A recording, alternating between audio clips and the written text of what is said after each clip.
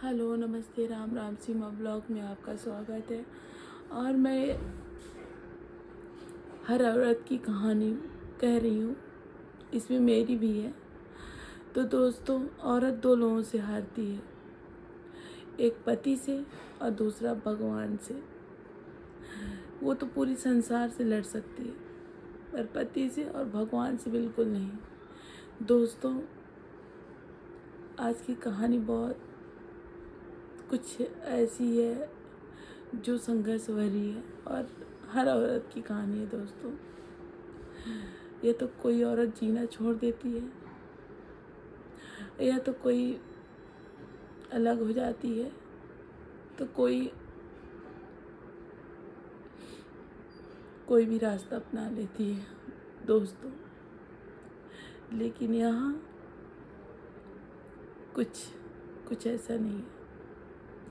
जीना भी है बच्चे के लिए और सास ससुर के लिए। तो दोस्तों, हमारी कहानी कुछ ऐसी है, देखिए। तो दोस्तों, औरत ही हमेशा क्यों सहे? आज का कभी कम मर गई होती दोस्तों। मैं सासू माँ पागल ही मिली थी, समझने वाला कोई नहीं था। और किसके घर में जेंट्स लोग समझते हैं अपनी औरत को।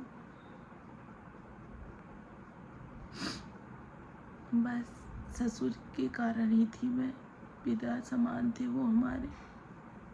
एक बेटी को जिस तरह वो उन्होंने रखा है, अपने बहू को बेटी बना के, उसी कारण मैं थी दोस्तों। बाकी मेरा पति कभी ड्यूटी के अलावा मुझे टाइम नहीं दिया, और मुझसे इतना मतलब ही नहीं रखा दोस्तों कि मैं मर रही हूँ कि जी रही हूँ, कि खाई हूँ कि नहीं खाई हूँ। कभी उन्होंने पूछा ही नहीं दोस्तों।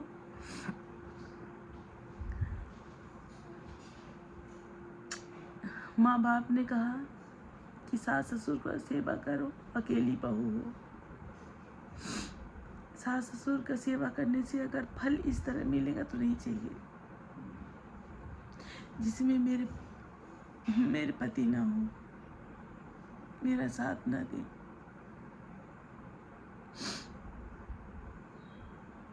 दुख तो बहुत पाई लगी, लेकिन कभी ऊब तक नहीं की दोस्तों। लेकिन अगर हस्बैंड दुख देगा तो सह नहीं पाऊंगी दोस्तों।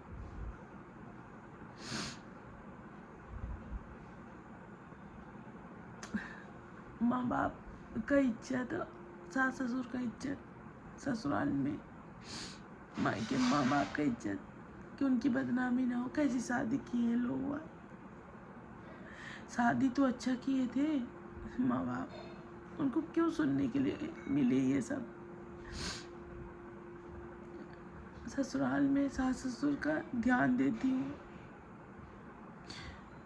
तो ऐसा ध्यान देने से अगर फल इस तरह मिलता है तो कोई बहू नहीं करेगी सास ससुर का सेवा दोस्तों।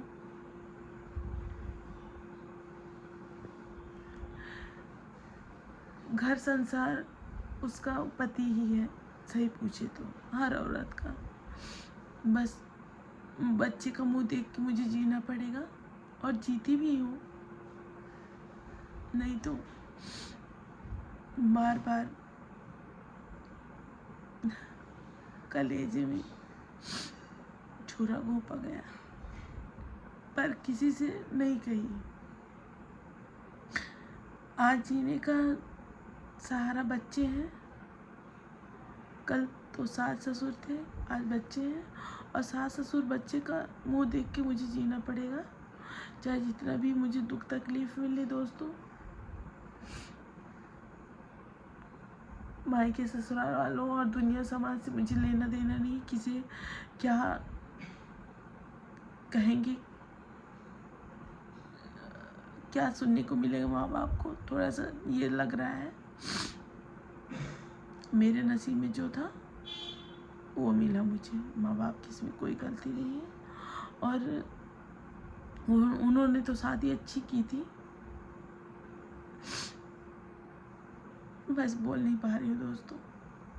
उनकी कोई गलती नहीं है, उनको सुनने को ना मिले कैसी बेटी कभी आ गई है।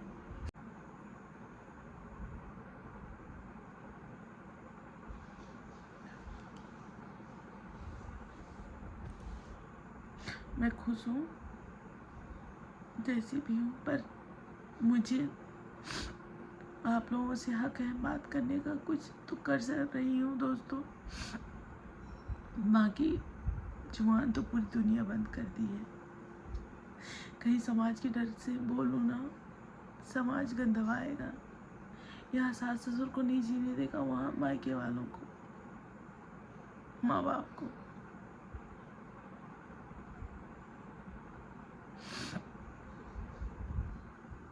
आज के ज़माने में भी मुझ जैसे औरतें हैं जो सह रही हैं अपने पति का तकलीफ,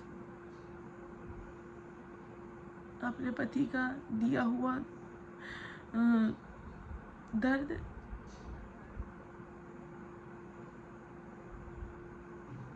और मुझ जैसी औरतें हजारों पड़ी होंगी दोस्तों।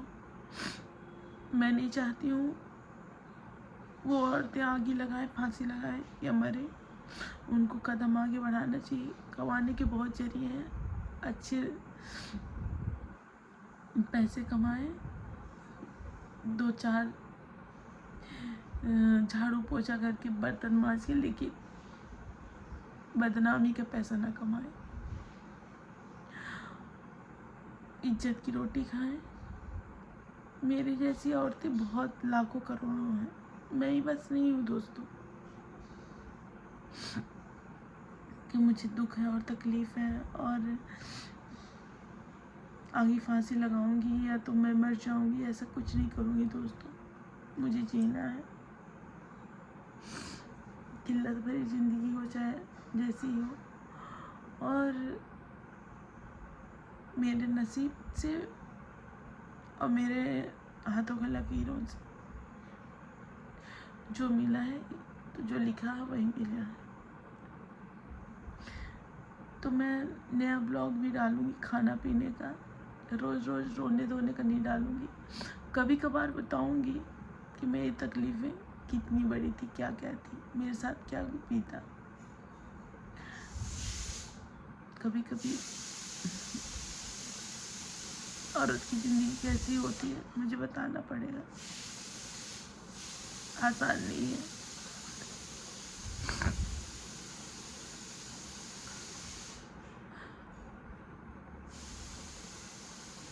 औरत को तूफान बनना पड़ेगा, वो चाहे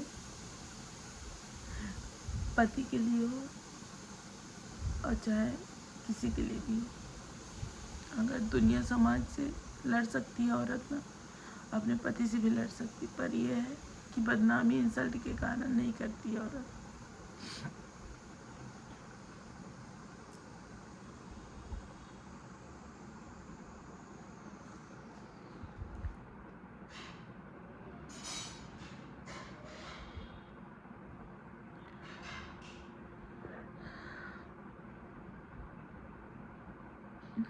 आज का ब्लॉग यहीं समाप्त करती हूँ दोस्तों, नहीं बात कर पाऊँगी।